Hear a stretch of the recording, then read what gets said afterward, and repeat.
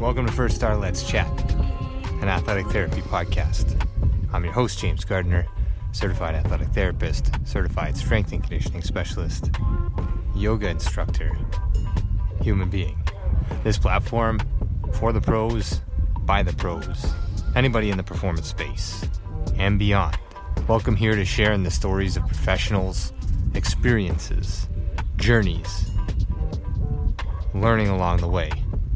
It's a platform to connect, to network, and to be a part of a community that cares, with conversations that matter, experiences that resonate, and generate ideas, thought-provoking, organic dialogue, passionate pros. Brought to you as always by First Star Therapy, Mobility Tape, Epic, and Benchmark Athletics, in association with the Canadian Athletic Therapists Association. It's First Star Let's Chat, an athletic therapy podcast. Thanks for being here. Thank you for being a part of it.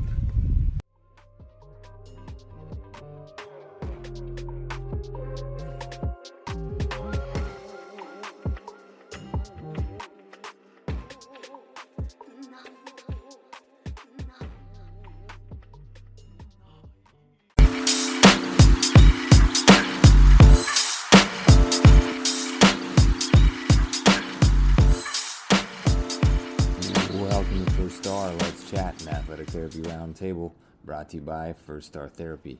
I'm your host, James Gardner, and this is a platform for the pros, by the pros. Passionate pros, organic dialogue. Let's chat. Thanks for listening. Let's roll.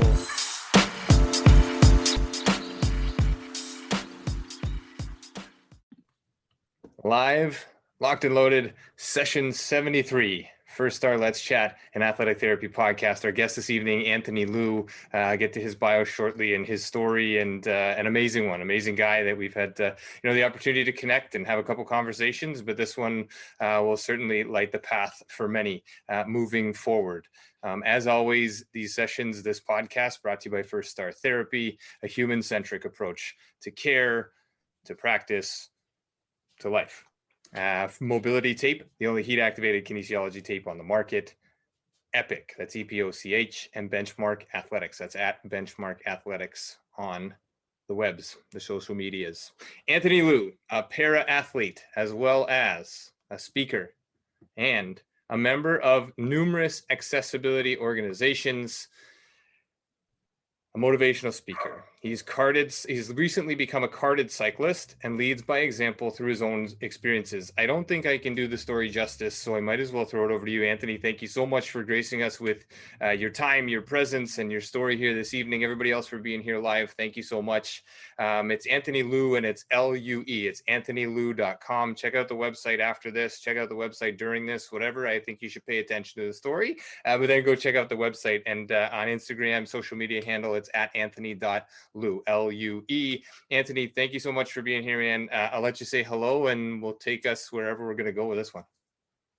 Well, first of all, thank you so much, James, for having me on. This is an absolute pleasure to be able to share my story. And like I said to you earlier, give me the platform, because I love sharing my story. I don't know whose life it can touch, who I can reach, and who might get a little something from it. So most definitely, thank you. And hello to everybody out here in the Zoom land. Thank you so much for jumping in tonight and giving up some of your time.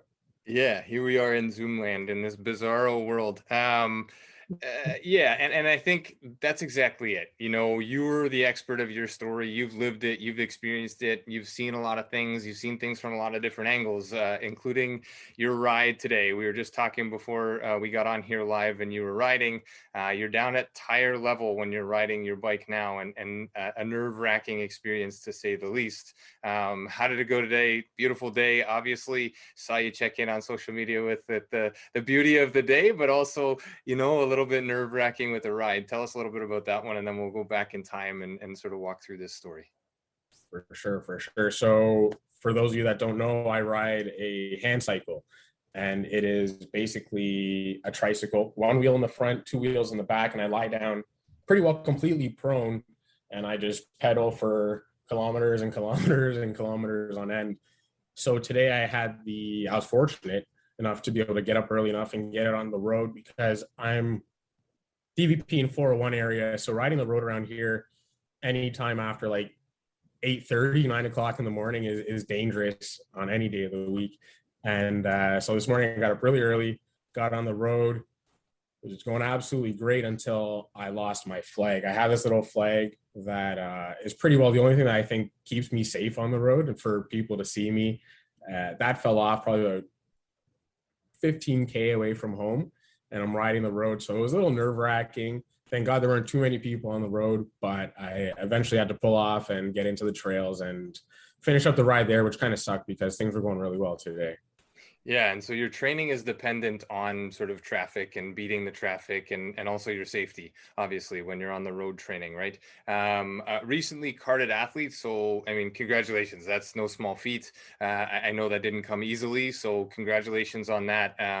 Maybe walk us through that process. How did that come? When did you first find out? How did you find out? What kind of training went into that? And then we'll kind of work our way as we go. All right, so I guess I'll give you a bit of background. I started cycling about almost 6 or 7 years ago now, and just my athletic background, and it was a natural progression that I want to go to the Paralympics. So I started training. It was actually quite difficult in the beginning because in Canada, North America, paracycling is not a huge sport. So to find a coach, it was pretty difficult. And then getting a coach on board to understand the disabled body.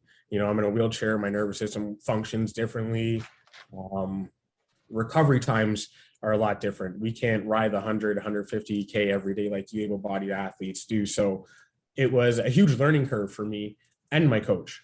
And then as things progressed, I got a new coach, and that's when things kind of took off. I hit a national time standard.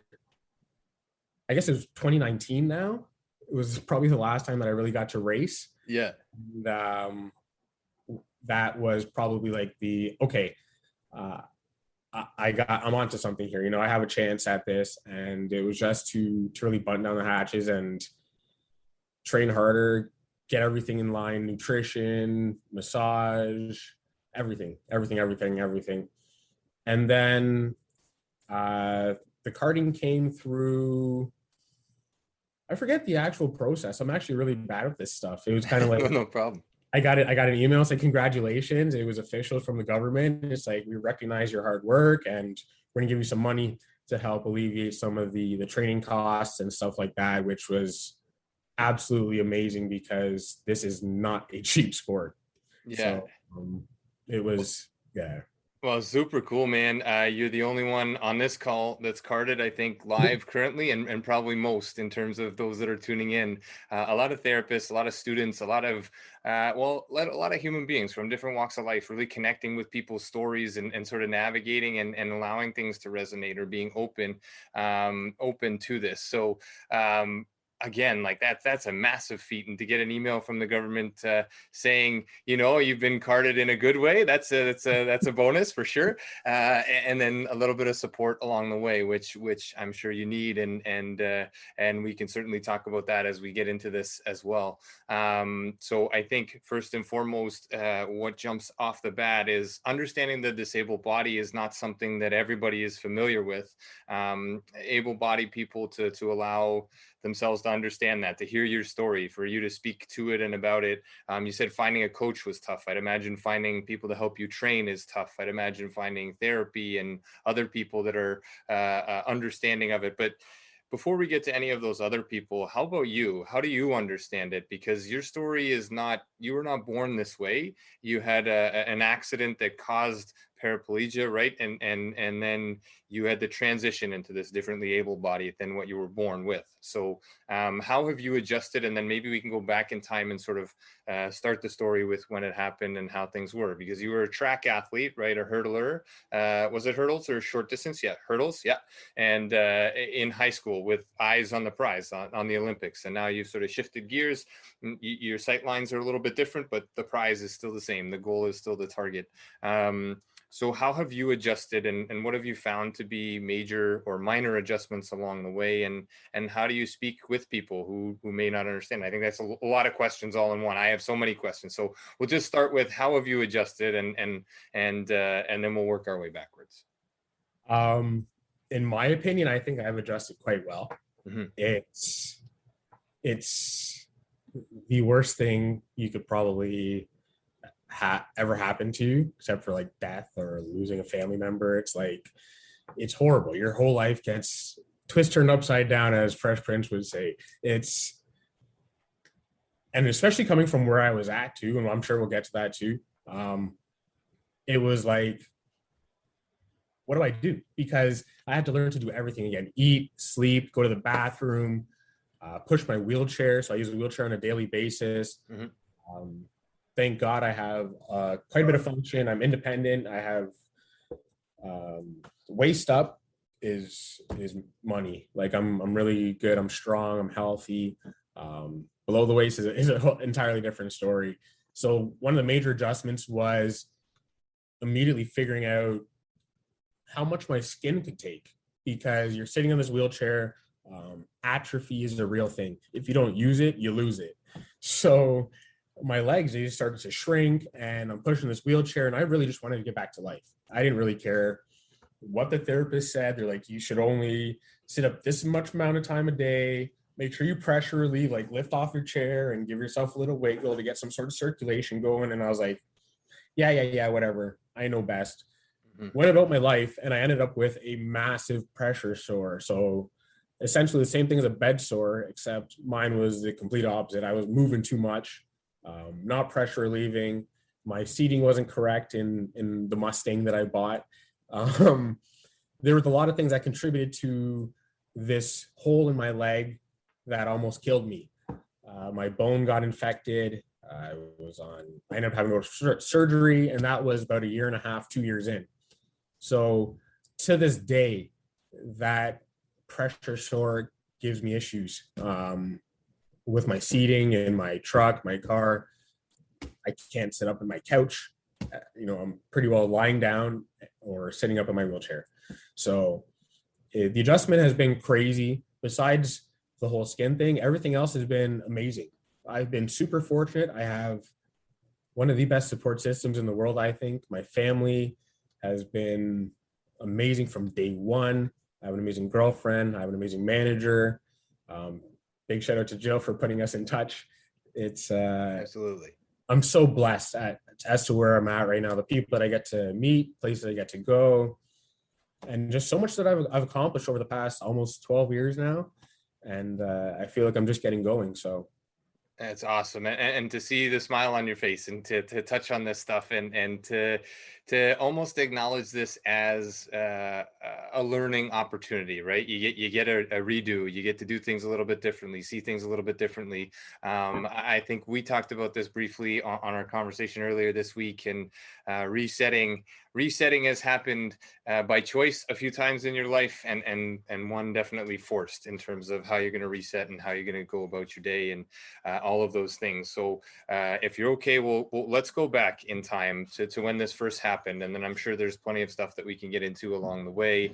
But one of the things that you also put out there with all of your media opportunities and through your website and your social is this understanding of yourself, right? To know who you are and to take care of you first and foremost. And I think that's a really brilliant message, and you're obviously doing that and living that. And I think that's another one that, as you tell your story, pieces of this resonate with everybody for sure. And again, truly grateful for you coming on here and sharing this. But if you're okay with it, yeah, let's go back in time. You're running track, you're a hurdler. You take us through it in your own way. Alrighty. So I went to Pickering High School. It was probably one of the best athletic high schools in the province. And life was amazing. I was a double, triple sport athlete. I played provincial baseball as well, too. I was pretty decent at baseball as well, too. So it was track, baseball. A lot of the other sports took the sideline just because you can't focus on everything. So grade 10, I won OFSA, and when you win OFSA, you're a pretty big deal. Donovan Bailey never won OFSA, so I was like, okay, I'm I'm going somewhere, Ohio State came and talked to my mom because I was still too young for them to talk to, which was great. And that, I guess, sort of inflated the head a little bit. And I was also injured that race. So I took the grade 11 year off, started skipping class, partying, having fun, because it was the first time in my life that I didn't have to show up to training because I was injured. So did all the things I probably shouldn't have. My grades always kind of sucked because I never really put in the effort. And that's probably where things started to go downhill a little bit. Grade 12, I started running again. Didn't do too well at OFSA, but I was still there in the mix. And then I came back for a victory lap that grade 13 year. And that was just devastating. I showed up, was supposed to win, walk away with a scholarship. I actually kind of did, but I came third. I was not happy with that performance by, it was like 0.2 of a second or something like that. And then a scholarship was offered to me, but I didn't have enough credits to graduate. So I never contacted the coach. It was a small school in the States. And it was my dream to always go to the States on a scholarship and just represent our university, wear the colors, get all the free stuff. And I essentially threw it all away just because I didn't take high school seriously. And that's when I like to say the downturn started. So more bad decisions. Nobody wanted to hire a high school dropout, employment agencies. And then just, like I said, more bad decisions. Got in a little bit of trouble with the law. Thank God it was nothing like super bad, but it was enough to just like scare me like straight. Went to the YMCA, started working on my resume, decided I was going to go for an automotive apprenticeship, started working at a shop, and that's when life really started to change. Found my passion. I love cars, and the cars that I got to work with was like mind-blowing. Some cars you would only see on posters, and a lot of fast quarter-mile stuff, performance. So I was bound to get myself in trouble eventually. But 11 months in, it was a regular day. I was doing alignments on one side of the shop, and the morning flies by. The coffee truck shows up at lunch, rings the bell. I get lunch off the coffee truck. I had brought a lunch. I ate my buddy's lunch. Like, it was one of those days. It was amazing. It didn't feel like work at all. And somebody comes over to me and says, "Can you help us bring these cars down the street to the scrapyard?" And I was kind of like, "Guys, I'm on my lunch, but I'm a nice guy. I'll help you out." So these cars earlier were on the hoist, and they had been getting all their fluids drained out and anything taken out because they were going for scrap. So I get up, take my tool or cell phone, throw it on top of my toolbox, and I start walking over towards the cars. And I get that first kind of gut instinct, and it's like, something's not right. So I say to them, "How are we getting these cars down the road?" And they're like, "We're going to bump them down the road." And we've used one vehicle to push another vehicle around the lot before if the battery's dead or something like that. But we've never used one vehicle to push another vehicle on the actual public road. Right. So I was kind of like, all right, it should be okay. I trusted my boss, figured everything would be all right. And then I took a couple more steps, and I got that second kind of gut instinct feeling like something's still not right. And I'm like, how am I supposed to stop the car if you guys drain all the fluids out, like the brake fluid? And they're like, "Don't worry, there's enough brake fluid in the line that you'll stop." I got into the car, stepped on the brake pedal, and it went all the way to the floor. And to this day, it's the eeriest feeling I've ever felt in my life, because that every time you get in that car, the brake pedal is there. And and you probably never even felt like a soft brake pedal. Most people haven't, but when you feel it. And I was like, okay. So he pushed my friend out into the road first, pushed me out into the road second. And that's when I like to say the choo-choo train started. It was like a caboose.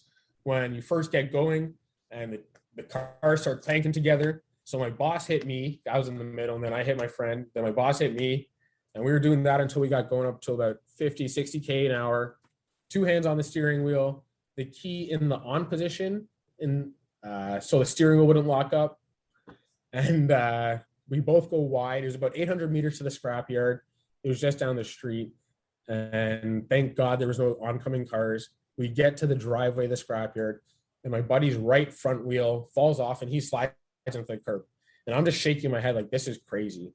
My boss tries to push me up onto the weigh-in scale at the entrance of the scrapyard, that doesn't work. So he jumps out of the car and goes to grab one of the operators that has the yellow Bobcat construction vehicle to push me up onto the scale. So the Bobcat comes around, pushes me up onto the scale, and I kind of roll to a stop, just thinking everything's all right. The green light comes on, signaling that they got the weight of the car and it's time for me to exit the scale. So the Bobcat comes back up onto the scale now, gives me a good nudge, and I'm rolling, exiting the scale now, looking to my left, first spot to park the car, jump out and go back to the shop. Well, what I didn't know, and what I saw at the very last second out of the corner of my right eye, was the massive crane with the magnet and the claws attached to it. And before I even had a chance to react, he dropped that magnet on the car, crushing me inside. And at that same moment, he used the claws. They came down, picked me up to about 15 feet in the air. And that's when the Bobcat operator jumps out and says, "There's someone still inside." The crane operator panics and drops me from 15 feet, and I come crashing back down to the ground. So that's when I wake up. My hand's on the steering wheel, the roof 6 inches away from my head, and I can't see the passenger seat. The roof is completely crushed down, and I'm just kind of like, thank God, because I had woken up. The initial impact knocked me out, but when I hit the ground, I woke up, and I realized that I was still alive, and I knew what had happened. So ironically, my buddy that was in the first car comes running up to the door, couldn't get it open. My boss pretty well goes Hulk, rips it almost off the hinges. And that's when, the question started, "Dude, can you feel everything?" And very quickly, I knew something was wrong. I thought my legs were broken, but then I didn't feel any pain. So I was just like, stay awake, because I was kind of woozy. I watched a lot of TV and Rescue 911. Mm-hmm. Hating myself there. But it's like, stay calm, stay awake kind of thing. And just wait for help to show up. And I said to him, I'm like, "Buddy, I can't feel my legs." And his eyes glossed over because he knew something was seriously wrong. He was holding back the tears. And I thank him for that, because if he had started crying at that point, I probably would have lost it. So the paramedics show up, or firefighters first. They cut the roof off with the jaws of life. Paramedics came through, put me on the stretcher, and then said, "We're not going to be able to transport you on the ground due to the severity of your injuries." So we're calling in the chopper. And again, from my vast TV watching, I knew I was in trouble. And they took me to Sunnybrook, and that's when it got worse. I was in a merge. My mom actually was able to show up on site. I was conscious enough to give them my password to my cell phone. They called my mom. She was a few minutes down the road, showed up on site, saw the chopper fly in. She was freaking out. My boss drove her and my sister down to Sunnybrook, and they were in the hospital when the doctor walked in and said, "Your son will never walk again." And I just went into shock at that point. My legs were my everything. I mountain biked avidly. I ran hurdles, 110, the 400, baseball. Like, my legs were literally my everything. Clutching when I was driving, it was everything. So I started puking, projectile puking, straight up into the air with the neck brace on, strapped down to the board. The nurse came, shoved the tube up my nose, down my throat, and then I blacked out. So next morning I woke up, or I probably woke up sometime that night, I think, but went for surgery the next morning, broke my back at my belly button. So that makes me a complete paraplegic. The spinal cord was that badly damaged that they classified as completely paralyzed, complete paralysis, whatever you want to call it. 2 rods and 8 screws that are still inside and are a pain in the back, literally, on a daily basis. I had a minor fracture at the bottom of my neck, and I'm very fortunate that, that didn't get a lot worse, because when I did this, anything pretty well above like the nipple line is when dexterity starts to go. That's when you kind of get classified as like quadriplegic, impairments in all 4 limbs, and things get a little bit more wonky. So I do consider myself extremely blessed and very fortunate that I came out of this accident just as a para and with no brain injury. Yeah, and us for hearing your story, and for you for sharing it. I think through these last months of hosting this podcast and having people on and navigating conversations and expertise in your own story, the strength that the strength it takes to talk about that, and the vulnerability to share that story it goes such a long way. And we're very grateful that you would share it. Obviously very grateful that you're still here to share it. That first time that you heard you were never going to walk again, compared to now, that shift is obviously, you've accepted that, you've worked towards some other things, you've incorporated some other things in your life to cope, to manage, to live this new life, this rebirth almost in your own life. Obviously not easy to navigate, but from that very first time to now, have you you've come to terms with that, or you still work through that, or there's still days where you have to sort of massage that in? I definitely struggle with it still. Not nearly as much as it's weird. The things that I struggle with are just little stupid things. What can I give you an example with? I don't like asking for help. So there's so many things that I just try to do on my own. And especially when it comes to my car, like paying someone to do my work on my car it's irritating. It's super irritating because I know that like I have the ability, and at times, like actually the other day at the gas station, I had to jump onto the ground. I had tools in the car and I had to take off the undercovering because I dropped the oil cap and I couldn't drive anywhere. But so I always try and keep things in perspective, as much as there are things that I can't do, like mountain biking on certain trails, or like I miss mountain biking a lot. I love road cycling, but you don't have to worry about cars in the forest. So I don't know, these days everybody's in the forest right now. But I think, like I said earlier, I've definitely coped with it very well. And I focus on the things that I can do and not the things that I can't do. Yeah, I think it's beautiful. Yeah, I found ways to do everything differently. It just sucks because it costs so much more. And that's what the big inhibitor is. So I'm working on trying to figure out how to alleviate some of those financial stresses, because it's almost not fair. So my bike is $15,000 US. My first bike was $3,000. The bike I use now is fully spec'd out for competition and carbon fiber, and so it should cost that much. But the first bike that I had, it was a demo, it was used, and it cost me $3,000. And it shouldn't cost someone $3,000 to figure out if they want to ride a bike or get out for exercise. So it's things like that that are on my list to combat and fight down the road. But thankfully, I'm still super young.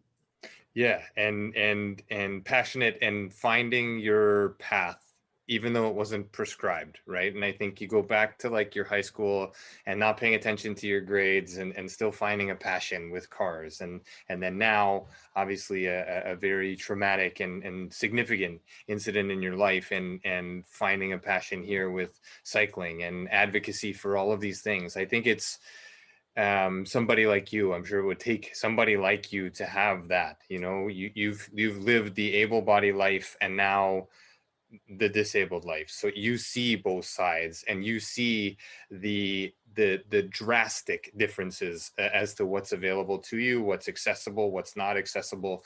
And that's a large part of what you're doing now as well, and some of the committees that you work with, and with the city and some other places.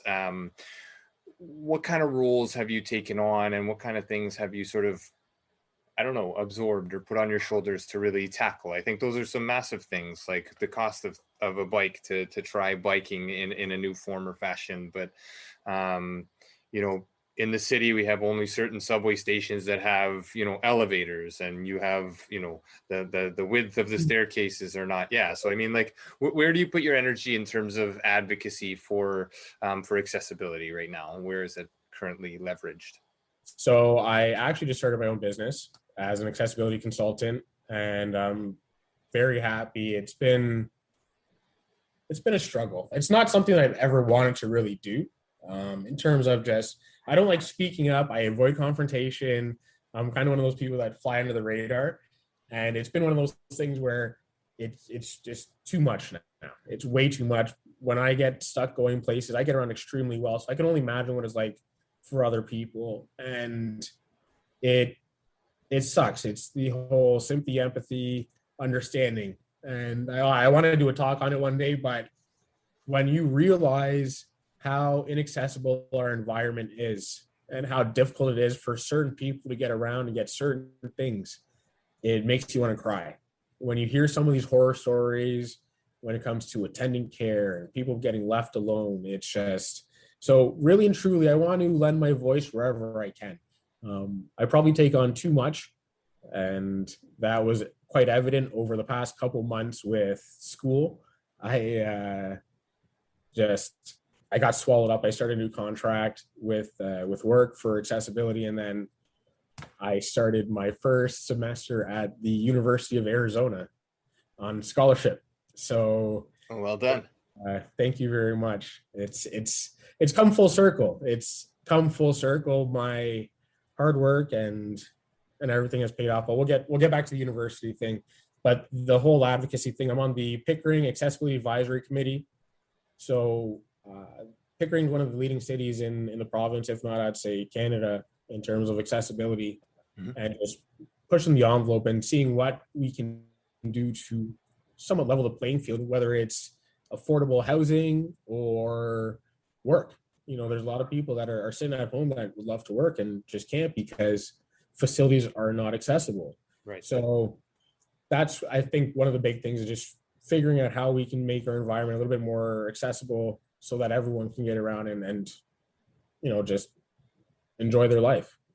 And then after that, I just signed up with the University Health Network as a patient partner as well there too. So I got recruited for 2 committees there. I should be starting this month. That'll be very interesting. And school is done for the semester. I have 1 class starting in like a week and a half. So it'll be a bit more manageable with training and everything. But that's where I'm at right now for advocacy and just accessibility. So yeah, that's great, man. Lots on the plate. I'm glad you have a manager. That seems like a daunting task for sure. But you said one of the areas you struggle is asking for help. And I really, truly feel that hopefully in sharing this story and sharing your story and your vision and your path, that we'll have some other people come out and ask you how they can help. As an opportunistic sort of vision of what this can be. This is obviously an uphill climb in terms of accessibility and acknowledgement of what exists and what doesn't exist and how much needs to change. But it's got to start somewhere, and you're an amazing human for advocating for that and all the work that you've started to do. And you don't have to change the world all at once. This, it's bit by bit and sort of stroke by stroke. And I think it's absolutely phenomenal. And so if there's any way that we can help through these channels here, through the listeners that are picking this up, again, it's Anthony Liu on social media, anthony.liu, that's L-U-E, and then anthonylou.com. Just reach out to Anthony. He's a really great guy. And if he's not going to ask for help, I'll ask for help for him, and we can all support each other in this vision, this journey, this path. Coming back around to the sport piece, cycling. How long did it take you to sort of transition over and start cycling? And then was it the first time that you started that you were like, okay, Paralympics, like I'm back in, like I'm on board right from the get-go? Or did it take some convincing along the way in terms of the training and what that meant? Oh, that's a funny story. So everyone like from the hospital was like, you need to try wheelchair basketball. You need to try wheelchair basketball because my story was published in the Toronto Star. Mm-hmm. The same guy that used to do all my hurdles articles came and saw me in the hospital and did a big write-up. And when I saw the article, it said from triumph to or actually I forget what it was, but it basically said it was just so super tragic. And I realized that I screwed up. Went back to basketball, got to a couple of junior camps there, but I was never really a basketball player. And I don't know, just the program wasn't functioning properly at that point in time. That's all I'll say about it. So my buddy lent me his hand cycle, and I threw it in the back of my truck. I went for a ride with my dad one day. We were riding the Don Valley Trail. We parked halfway through, and we're riding. We got about like 5 kilometers in, stopped at one point, and then continued, and it got really difficult. And I figured, it's my first time riding. it's going to be difficult. It sucks. And I saw this big hill and it was going down. I'm like, Dad, I'm not going down that because I'm not going to make it back up. And he's like, all right, we can turn around here. And then he goes to turn me around and he's like, oh, this thing's not moving too well. He's like, is your brake on? And I was like, and I look and I hit the brake and the bike just started to roll. And I was like, oh my gosh, I've been pedaling with the brake on for how many kilometers?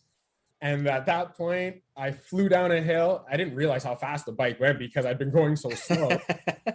Hit a corner, flipped the bike, ruined my elbow. And I was like, yes, let's go. I'm hooked.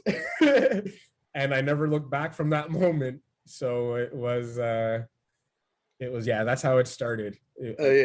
Yeah, make sure to release the brake. That's beautiful. A hard training lesson for sure. Yep. So it started there, and then it's navigated in, like you said, not a ton of support or resources here in this country in North America for the sport itself.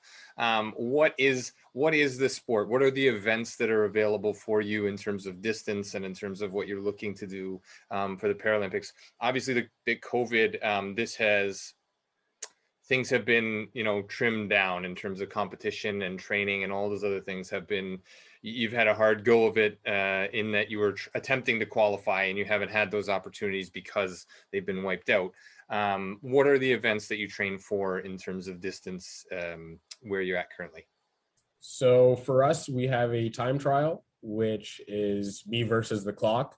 We start individually at different intervals, whether it's 30 seconds, a minute, 2 minutes. And those will range anywhere from 15 kilometers to 26 kilometers. And that is 11/10, all out. You're dying at the end. You can't breathe. You can't see. I'm generally puking. It's horrible. But your heart rate's at like 180.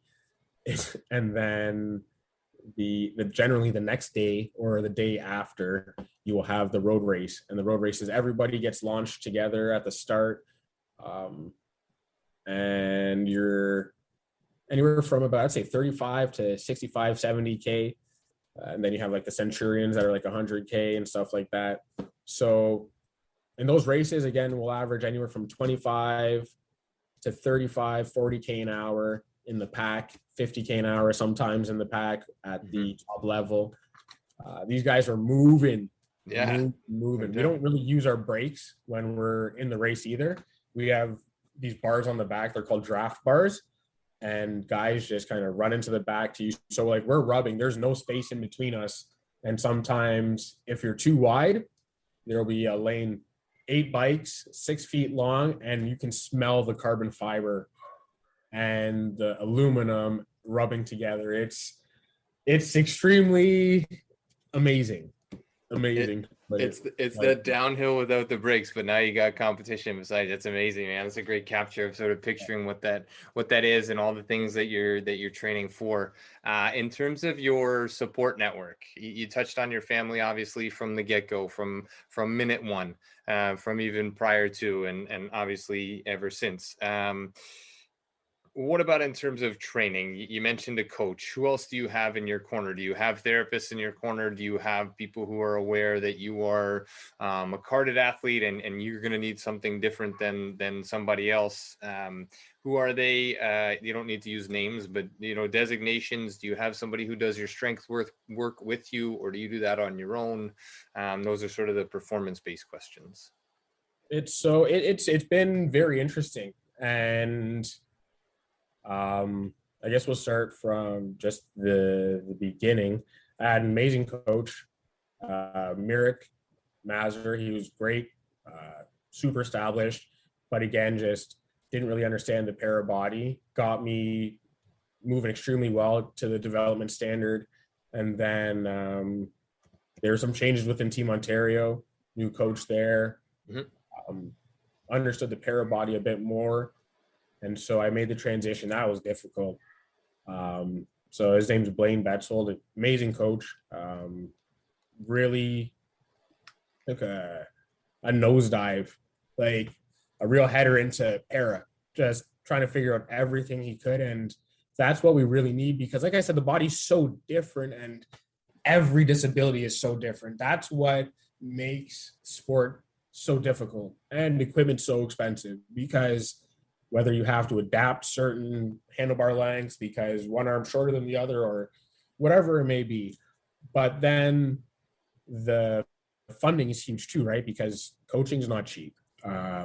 When you're riding a bike with your arms and then you have to get out of the bike with your arms, push your wheelchair, shower, cook, drive, your rotator cuff, your shoulders, your traps, everything takes a beating. So massage therapy has been amazing from day one. And I was super fortunate to have one of my friends sponsor me for years and years and years on end, but she just got busy with her work and wasn't able to take over. So now I'm with another guy. He's great and not cheap, but you get what you pay for, right? So I've been fundraising for the past few years because this is a $30,000 to $40,000 a year sport, and that's before I haven't even got to Europe yet, really. You know, between massage, strength and conditioning, which is a great friend from high school, elementary school.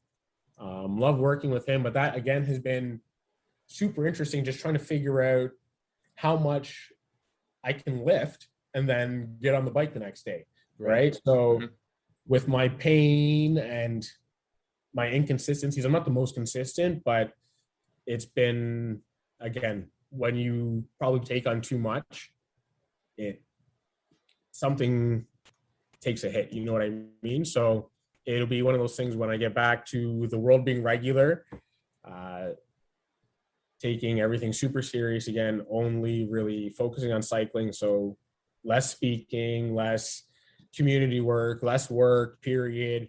But again, it all impacts itself because you need the money, right? So if the fundraising is not there, it makes things a little bit more difficult. But when, you know, everything's there, you can focus solely on cycling, you hit national time standards and you get carded. So it's hopefully COVID's done soon, because it's absolutely devastated qualifying, as you mentioned, for 2020.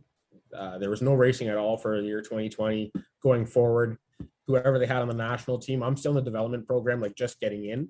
Right. So whoever they had on the team's going now, because we didn't have any qualification here. They send whoever's on the team now over to the World Cups for qualification to go forward, because it's a process too, right? You need points, years leading up to the Paralympics, and it's not just like you win a race and get to go. Right. So I missed my one chance at going. Paris will be my last kick at the bucket, I think.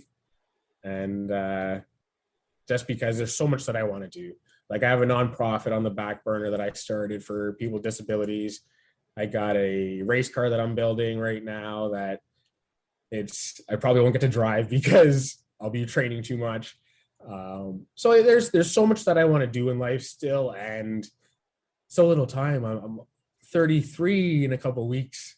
So plenty left, pal. You got lots left in the tank. You just gotta, you know, like it happens. You just gotta kind of push the Brussels sprouts to the side and eat the steak, you know, like you got to pick which poison you're going to take for a little while and just pare down on it and just kind of hunker down. I think it's great that you have all these amazing people in your corner.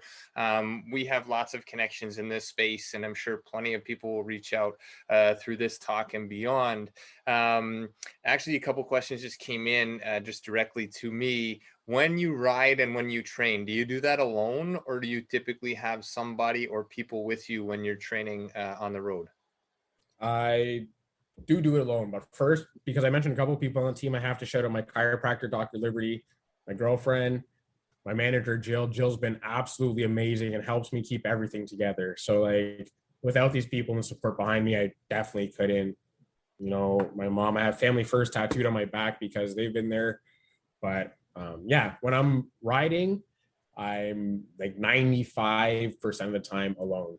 It sucks because I love people. I'm a team player at heart, so it is what it is. I do enjoy it to an extent because it gives you some time to think, but then it sucks because it gives you a lot of time to think.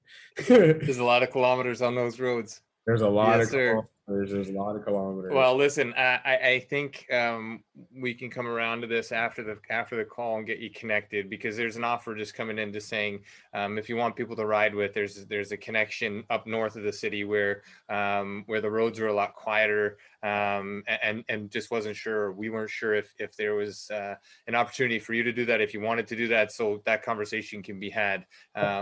Yeah, and in support of you in whatever manner you wish. And then as far as the winter goes, what do you do for riding in the winter? Does it go on rollers? Can you train statically indoors? How does that work? Correct. So I have a Wahoo kicker. If anyone's familiar with the smart trainers that they have nowadays, able-bodied cyclists use it. They just hook their back wheel into it. So for us, we have to flip it upside down, and there's a few people out there that are making their own kind of rig to hold the kicker. And then I just kind of mount the front of my bike onto the kicker, and I sit there and pedal away so I can ride virtually in Zwift. I can, yeah, it's amazing. It's amazing. And that's what like a lot of the karting money went to, because it's $2,000 training system. So it was, it's amazing. It sucks riding inside. And that's why I've been riding in snow and rain lately, because I just don't want to ride inside anymore. It's been like 5 months, almost 6 months of riding indoors. Yeah. And it's getting hot inside the apartment now. So you gotta crack the windows when you get it rolling. Well, yeah. Listen, I think that's this I hope is a piece of your puzzle in terms of finding some support, finding some people here that are listening to this show on a regular basis that can add some training partners or some therapeutic techniques or some other alignments along the way. And you and I have talked about a potential future alignment with some other folks via this podcast that I think will go a long way, not just for you, not just for not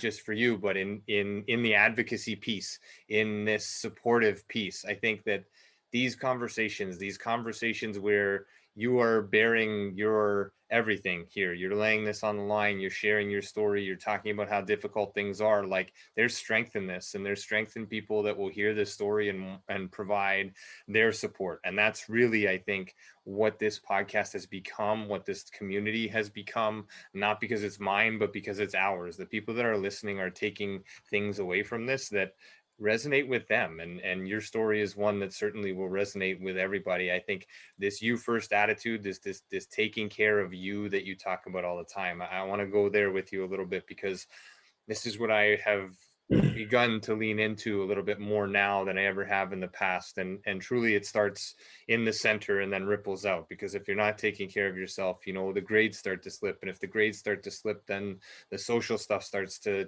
change, and then the social stuff, and you've seen it in high school, and you'll see it in your life, and we all see it in our different walks of life, and again, there are wake-up calls along the way, and you've been, I think in your words, you've been blessed with this one. It's a wake-up call, it's a reality, but it's one that you've embraced, and I don't think everybody takes that outlook. So where do you put sort of your self-care and in your delivery and speaking with people? How do you deliver that message so that others can sort of see and hear it in their lives? I mean, I think you already have here, but I'll let you go with that one. You said it earlier, and it's a second chance. Not everybody gets a second chance at life. And that's what I looked at my paralysis as, because at that point it was like, I'm lying in bed, I'm like, all right, what am I going to do now? Because I was starting over. I was like a baby, literally. I was like, I won't even get into the medical equipment stuff, but it's just kind of like, what can I do? So I thought about it really hard, and I've been very fortunate to be exposed to a lot of different philosophies and ways of life, I guess you'd say. I was not worldly, but I listened quite well growing up. And I met a lot of people from different walks of life. So it gave me a good perspective. And so moving forward, I realized that, if I'm going to make this work, I got to look at the man in the mirror. So there was a lot of music after my injury. I listened to a lot of music, some good, some bad, some helped, some didn't. And then from there, it was basically not giving up. So I started not giving up. That was probably the first thing, but then listening to things, whether it's audiobooks, motivational speakers. And then the one analogy that I always use is the airplane one. It says you can't help anybody, or they always tell you, say, put your mask on first and then help whoever else needs to be helped and put their mask on. Because if you pass out, you can't help nobody, right? So that's what I always tell people. I'm like, fix whatever you got going on first in your life, because odds are if you're shambles, you're not going to be too much help to somebody else. You might be for a little bit, but then you're probably falling further behind because at that point you're not taking care of yourself. So without knowing it, 2 or 3 months down the road, you're in this dirty, dark hole and you don't know how you got there. So I always tell people, focus on yourself, figure that out first. Listen. I don't like to read. I like to read. I just read slow and fall asleep. So I love listening to things, podcasts, audiobooks has been the one big thing for me. I've listened to a ton of audiobooks, and that really was the big mind shift a few years ago in terms of just, developing more grit and figuring it out, working smarter, not harder. I don't believe that anybody should have to work for their whole life. I mean, it's great if you like working, but by nature, I'm a lazy person. So I want to have fun. I want to be able to experience life. I want to spend time with my family. I don't want, you know what I mean? Yeah. So there's so many things that I've seen and I'm just kind of like, I'm not going to live that way. And there's other things where I'm like, I like that. I want that. And I'm going to get it. I'm not going to settle. Why not me? So that's kind of my philosophy. And that's pretty well what drives me on a daily basis. I'm like, need that Lamborghini. need that Lamborghini. I love it. And I don't know too many lazy people who have become carded athletes and can cycle, hundreds and thousands of kilometers over a year. Over a year and years of training. So if that's innately lazy, I don't know where I stand. But this is it's been amazing to showcase this and to hear your story. And again, really truly grateful for your time and everything that you're doing, and if there's anybody out there listening, reach out to me, reach out to Anthony, and see if we could connect, because this is truly what it's all about, is connecting dots. We're all in this together. When we look at it the right way, we're in this behind one another, we're supporting one another, we're connecting through stories, and your expertise is yours, but it sheds light and learning to all of us as well. And I think second chances are not granted to all. That's definitely true. But with yours, you have taken a path that not many do either when they're granted a second chance. You've taken the bull by the horns, the cycle by the hands, and just, pedaled your way into this magnificent experience, man. And just truly humbled and grateful for you to be here and share this with us this evening. We'll go again next week. I'll come right back to you here. We'll go again next week. Session 74 will go same time, same place. Chris Toe is a beach volleyball athlete. He'll be on next week talking about advocacy for the self in sport as well. Had a number of injuries throughout his career that really hampered him, and didn't feel that, a lot of things happen along the way. And when you don't get hurt and you have some things going on, there's a lot of lessons to be learned for all of us that have been in the sports space. So Anthony Liu, again, it's anthony.liu on Instagram, anthonylue.com. That's LUE. And please check him out. You can reach out to me. You can reach out directly to Anthony.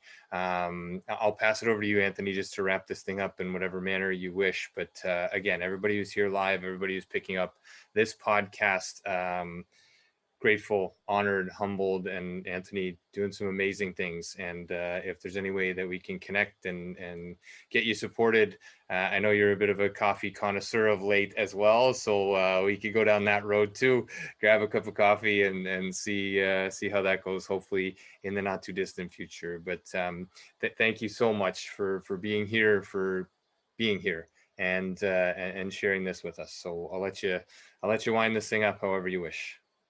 Well, again, thank you so much. This has been an absolute pleasure. I love the intimacy of it, and it was just great. And you have some amazing questions, so it makes things a lot easier when the conversation flows so nicely.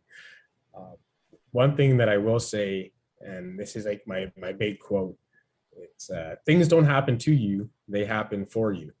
And it was when I was able to see that and try and find the light in every situation, life became so much easier. Because yeah, everything sucks. COVID sucks. Not going out and being able to do stuff, everything sucks. But there's going to be a day when we're going to be able to get together again, and just imagine how much fun it's going to be. So thank you very much. Absolutely beautiful, man. And could have said it better. Thank you very much for being here, and everybody for joining. We'll see you next week. Have a great evening. Good night. Take care. Thanks, everybody.